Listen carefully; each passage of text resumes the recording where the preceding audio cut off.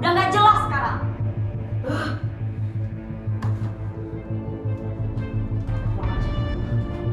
Apa? Kamu tuh dibilangin. Apa sih, Mas? Apaan sih?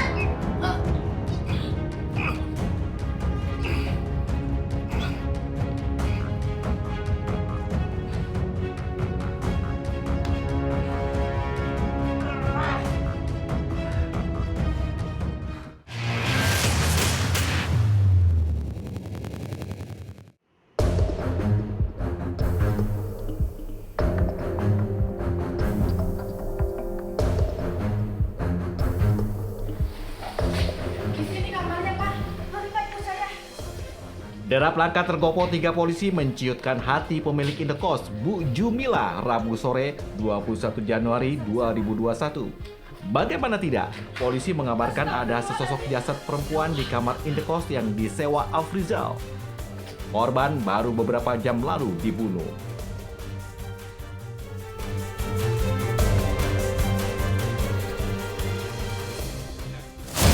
Kita jam berapa? Anda membunuh korban. sekitar jam 4 sore. Jam 4 sore. Saya menemukan 1 botol racun serangga dan charger HP.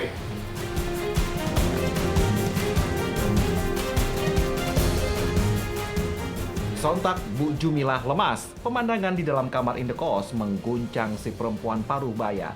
Ada sesosok perempuan mati terlentang di atas ranjang.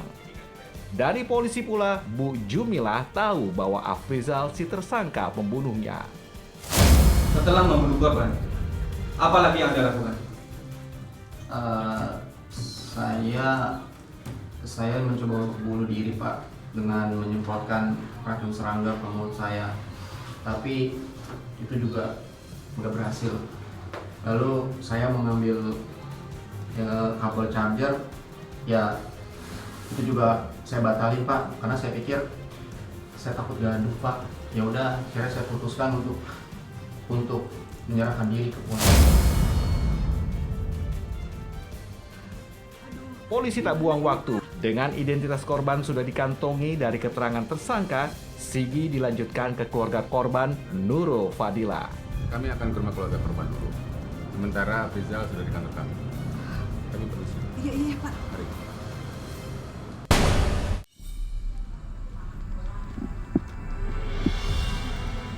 Halo, Assalamualaikum, Mas Tri. Mas, aku sudah dapat kabar yang valid nih. Aduh, ternyata korbannya Nur, Mas. Dan dia di kamar suaminya. Tri Murtono, kakak korban, cepat mendapat informasi nasib adiknya yang hilang sejak sore. Nah, Agus, kerabat yang berdinas di polisi sedang Polres menuju Probolinggo, rumah yang Mas memberitahu. Begini Pak, kami butuh KTP Nurul, juga keterangan dari Bapak.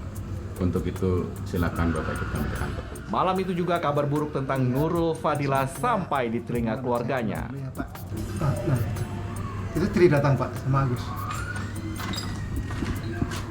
Assalamualaikum. Waalaikumsalam. Loh, kok kamu Gus?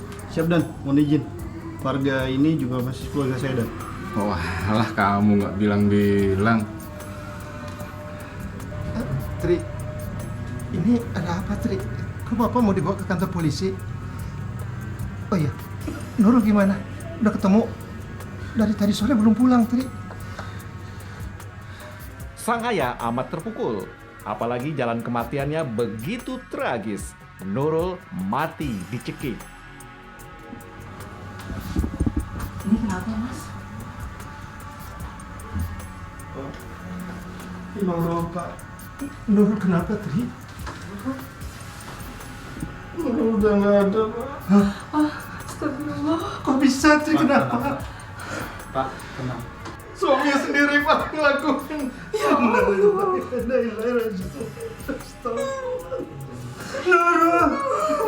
Bisa sih, Mas. Bapak kan juga sudah bilang hati-hati kalau jadi suami. Saat histeris, ayah Nurul menyebut-nyebut suami Nurul. Dia tak lain Afrizal. Ada rasa sesal dari sang ayah mengapa Nurul bersuamikan Afrizal. Tolong nggak mau urusan di kamu ya, Tri. Iya Pak. Jadi Anda membunuh istri siri Anda, Nurul Fadila, karena cemburu? Iya Pak. Tapi sebenarnya gini Pak. Saya tuh udah sering sabar banget Pak ngadepin istri saya Pak. Ya istri saya tuh sering banget komunikasi dengan pria lain, dan setiap saya tanya katanya cuma teman doang. Ya udah lama-lama sabaran saya habis Pak. Apa-apaan?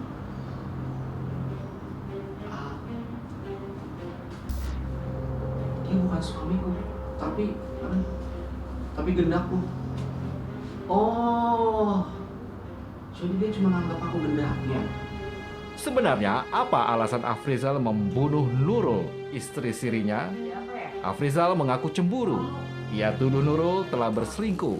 Buktinya, Afrizal melihat percakapan Nurul dengan lelaki lain di telepon genggam korban sore sebelum kejadian. Jawab! Apa sih? Kamu tuh sekarang tambah kacau, tau nggak? Kacau! Udah nggak jelas sekarang. Afrizal panas hati. Maka meledaklah amarah Afrizal. Kamu tuh di belakangnya. Apa sih, Mas? Apaan sih?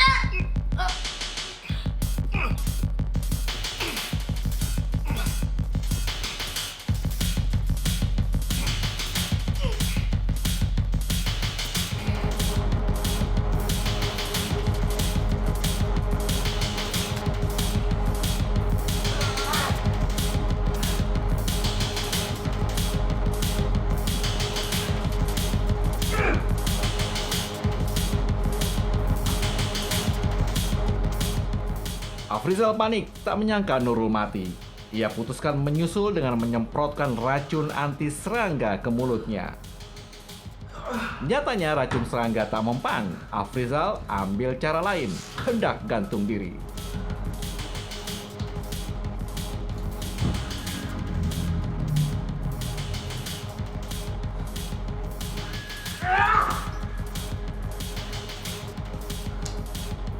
Afrizal membatalkan rencana bunuh diri. Ia memilih menyerahkan diri ke polisi.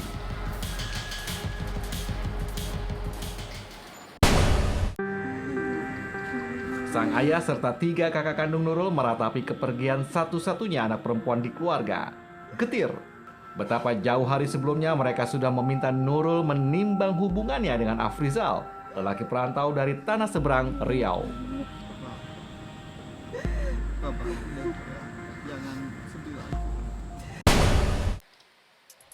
Perkenalan Afrizal dan Nurul dijalin di akhir tahun 2018 silam. Mereka akrab lewat media sosial. Afrizal, si lajang 28 tahun, tinggal di Desa Batu Ampar, Kecamatan Kemuning, Kabupaten Indragiri Hilir, Riau. Sementara Nurul menetap di Kelurahan Kanigaran, Probolinggo, Jawa Timur. Nurul Fadilah, 27 tahun. Seorang janda punya 1 anak lelaki berusia 4 tahun. Pernikahannya kandas pada tahun 2019. Cuma 6 tahun umur rumah tangganya. Setelah menjanda, Nurul lantas menjalin hubungan dengan Afrizal. Sehari-hari Nurul berjualan aneka barang secara online. Penghasilannya cukup untuk menghidupi keluarga kecilnya. Waktu berjalan cepat. Awal tahun 2019, Afrizal pancangkan niat untuk memperistri Nurul. Maka terbanglah Afrizal dari Riau ke Probolinggo. Nah, Afrizal, Iya Pak. kalau kalian sudah bersepakat untuk menikah, Bapak minta syarat. Pertama, Afrizal buat surat pindah ke sini. Kedua, minta surat keterangan berkelakuan baik dari polisi. Afrizal mampu merebut hati orang tua dan keluarga Nurul. Afrizal dan Nurul lantas melangkah dalam pernikahan siri. Sementara sembari Afrizal menyanggupi syarat yang diajukan ayah Nurul. Sesudahnya Afrizal dan Nurul tinggal di rumah sederhana yang berdampingan dengan rumah ayah Nurul.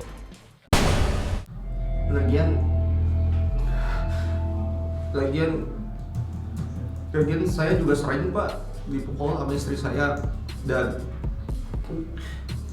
juga dia suka tonjok saya Pak. Kalau misalkan saya saya ngeliat perempuan lain atau enggak saya ngomong masalah mantan saya, Pak.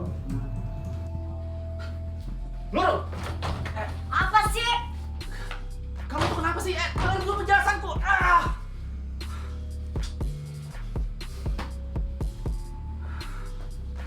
Nurul, Belakangan rumah tangga Afrizal dan Nurul jauh dari damai. Genderang kegaduhan tak hentinya bertalu. Afrizal mengaku istri sirinya cemburuan hingga bertindak kasar. Emang kamu masih kurang ya bisa ngedapetin aku? Setiap kali kamu tuh masih nyeritain wanita lain sama aku, nyeritain masa lalu kamu sama aku, terus kamu masih ngelirik-ngelirik wanita lain, aku capek, tau gak? Oke, aku minta maaf loh. Tapi beneran gitu, aku gak ada hubungan apa-apa sama perempuan. Aku cuma ngeliat doang. Gak ada hubungan apa-apa kamu bilang? Hah? Gak ada hubungan apa-apa kamu bilang apa? Kamu udah ya mas?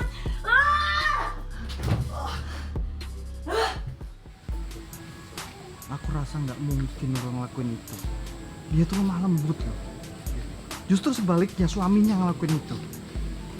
Suaminya tuh keras sama dia. Astaga mas, kamu masih bisa ya mas santai-santai di tempat tidur, main-main HP. Kamu mikir kayak mas cari kerja atau apa, jangan santai-santai kayak gini. Kamu tuh bisa nggak sih kalau nggak bawel? Hah? Aku tuh udah usaha. Capek. Nampaknya setiap persoalan rumah tangga Nurul tak bisa dilihat dari kacamata seorang Afrizal saja. Dari sisi Nurul, yang terjadi justru sebaliknya. Afrizal tak jarang meradang dan menyakiti istrinya. Diam ya! Sembarangan banget kamu kalau ngomong, ha? Sembarangan banget sih! Anda kan tidak bekerja. Lalu bagaimana Anda menghidupi keluarga Anda?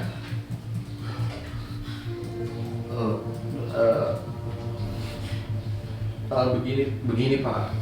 Sebenarnya saya punya kebun seluas 2 hektar di kampung saya Pak.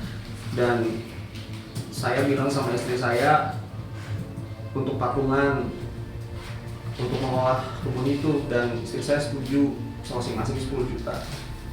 Tapi istri saya tak sabaran Pak. Nurul, Keriuhan rumah tangga Afrizal dan Nurul yang baru seumur jagung kian pelik ketika persoalannya mendasar, yakni ekonomi. Afrizal terus mengipasi janji manis soal hasil penanaman sawit di Riau yang kelak bisa jadi darah ekonomi rumah tangga mereka.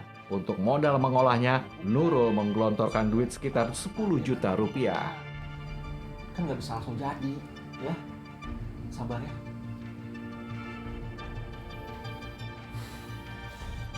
Di luar lahan sawit yang belum menghasilkan, Afrizal nyatanya suami pengangguran.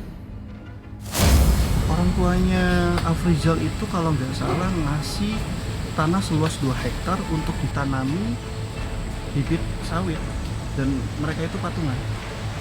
Kalau soal itu aku nggak tahu, Gus. Tapi setahu aku nih, orang tua Afrizal itu ngasih uang bulanan buat Afrizal. Tapi dia nggak pernah ngasih uang itu ke Nurul.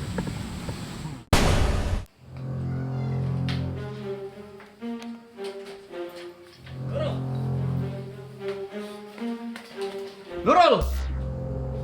Gelisah Nurul hidup bersama Afrizal tak tertahankan. Awal tahun 2020, Nurul minta cerai dengan Afrizal. Pak, Afrizal, seperti yang baru saja dikatakan oleh Nurul, kalau dia itu sudah tidak betah hidup dengan Afrizal. Karena Afrizal selama ini tidak pernah memberikan nafkah pada keluarga. Afrizal bersikeras mempertahankan keutuhan rumah tangganya, tapi keluarga istri campur tangan dan mendukung usulan Nurul. Betapa Nurul tak melihat ada harapan cerah untuk masa depan rumah tangganya. Nafrizal, dengar sekali lagi. Nurul itu pingin cerai sama Nafrizal. Karena Nafrizal itu tidak punya pekerjaan yang tetap. Setelah Bapak korban bilang bahwa Nurul tidak mau lagi sama Anda, kemudian Anda pergi ke Jakarta. Lalu kenapa kembali lagi ke Probolinggo? Saya sebenarnya pengen merubah diri saya, Pak. Saya pengen merubah hidup saya, dan juga mengembalikan BPKB sama STNK istri saya, Pak. Tapi malah keluarga mereka menuduh saya mencuri motor istri saya, Pak.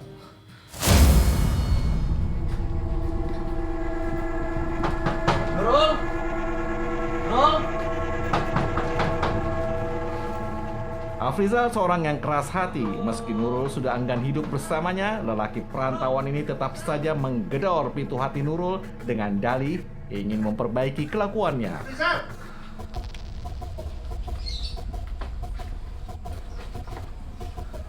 Iya, Pak. Kok kamu balik lagi ke sini? Tengah malam lagi. Mau apa lagi kamu ke sini? Nurul itu sudah tidak mau lagi menerima kamu. Pak, tenang dulu, Pak. Nggak usah marah-marah kayak gitulah. Saya datang ke sini cuma mau ngasih ini, balikin BPKB.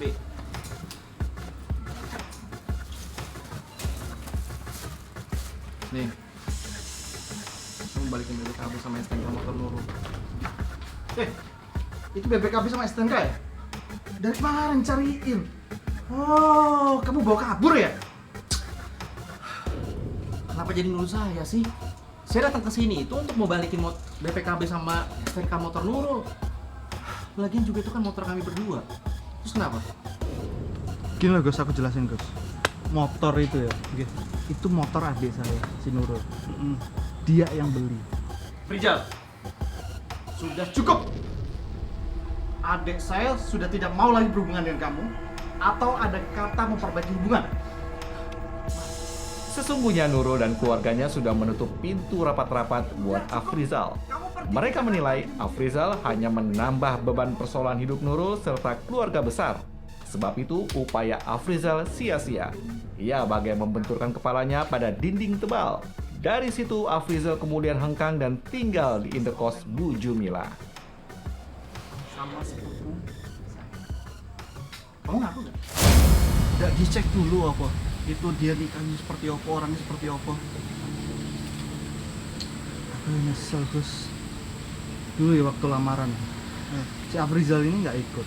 Yang datang itu cuma 2 orang tuanya tuh. Terus mereka itu nggak bawa cincin nikah Gus. Aneh nggak Gus? Terus bawanya cuma duku 1 karung gitu kan, aneh tuh Gus. Dia mau nerima juga gimana, nggak diterima juga gimana. Pak, jadi gimana Pak? Apa maksud kunjungan Bapak ke sini? Oh iya Pak, saya sebagai orang tuanya Afrizal. Niat kedatangan saya kemari membawa berita baik, yaitu untuk meminang anak Bapak. Nurul Fadila berkalang tanah, Afrizal dibalik jeruji. Keduanya tak bahagia. Bagi keluarga Nurul yang tersisa cuma jejak peristiwa ketika sebelum kematian Nurul, orang tua Afrizal datang dari Riau ke Probolinggo untuk lamaran. Mengapa Afrizal tak hadir?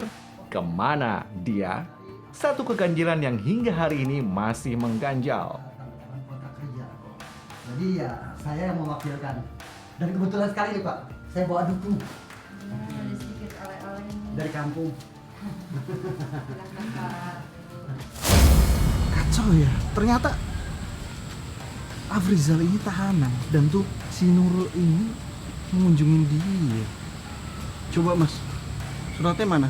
Aku dulu. Oh, oke. Ini bener ya Mas? Ini kan bener kan? Ternyata dia mantan napi ya? Iya, dulu itu kasusnya pencurian. Oh iya, gimana? Orang tua sudah ke Probolinggo tanpa orang tua kamu. Udah Mas, sekarang namanya tinggal Mas Rijal aja. Kalau Mas Rijal serius sama aku, Mas Rijal ketemu sama orang tua aku ya. Iya, Mas pasti akan kesana. Pokoknya Mangkirnya Afrizal saat helat lamaran terjawab setelah kematian Nurul. Ada disimpan Nurul sepucuk surat kunjungan ke lapas Indragiri Riau saat mengunjungi Afrizal.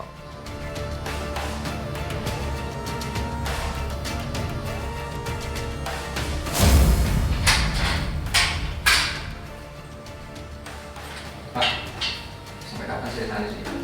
sampai pemeriksaan kamu selesai.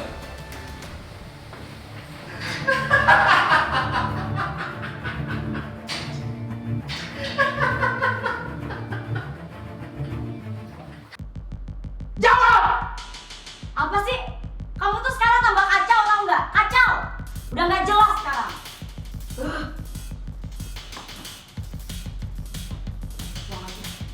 Nur, Apa? kamu tuh gimana? Apa sih mas? Apa sih?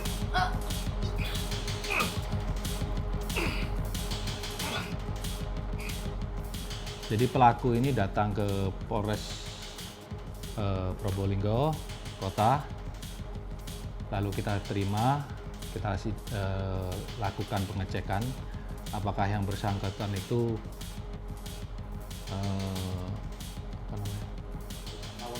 melakukan pembunuhan. Nah, baru kita datang ke sana sama saksi, kita menemukan bahwa yang bersangkutan sudah meninggal. Dan tembak apa yang abang lihat di lapangan? Jadi yang bersangkutan itu sudah meninggal. Terus untuk yang diketahui itu jaket, pakaian, terus celana, sama 1 botol racun. Nah, untuk kondisi si korban sendiri kan, Dia tergeletak di rumah, di dalam kamar. di dalam kamar. Ya. Untuk luka, nah, Untuk luka tidak ada. tidak ada. Ya. Mungkin ada bekas tembakan. Itu setelah kita lakukan pengecekan ke kasus di otopsi, ternyata ada bekas cekikan itu.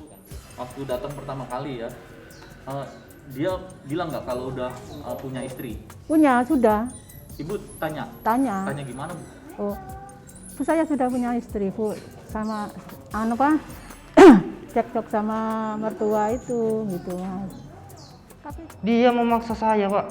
Pengen tahu kontrakan saya di mana. Dia memaksa saya. Mas dapat kontrakan tuh? Iya, saya udah di kontrakan itu.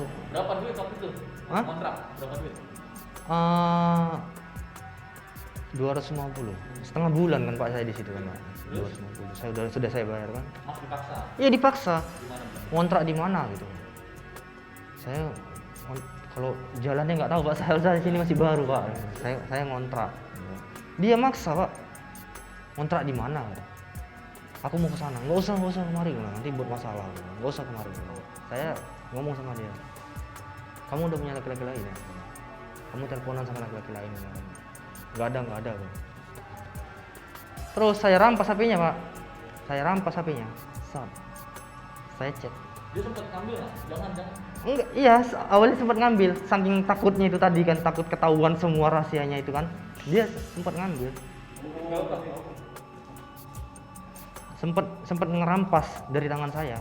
Saya gini kan Pak, udah nggak usah awas, aku pengen nengok, pengen ngecek aja aku bilang gitu. Aku cek Pak, rupanya dia ada foto dia sama laki-laki mesra-mesraan. Cerita ke istri saya itu ketemu, tapi cuma sebentar katanya. Cuma sebentar ketemu sama calon suaminya itu cuma sebentar. Itu ketemu di mana? bilangnya adik itu ketemunya di mes-nya si laki-laki. Itu pengakuannya adik. Tapi ya. ternyata? Ternyata pas adik sudah meninggal, kita lihat-lihat dompetnya adik, ternyata ada, saya temukan itu, istri saya yang nemukan Mas, surat kunjungan ke lapas. Tuh. Lapas mana Mas? Lapas Indragiri Hilir Riau. Kemudian kita identifikasi dan kita kumpulkan seluruh barang bukti yang kita kaitkan dengan pengakuan tersangka.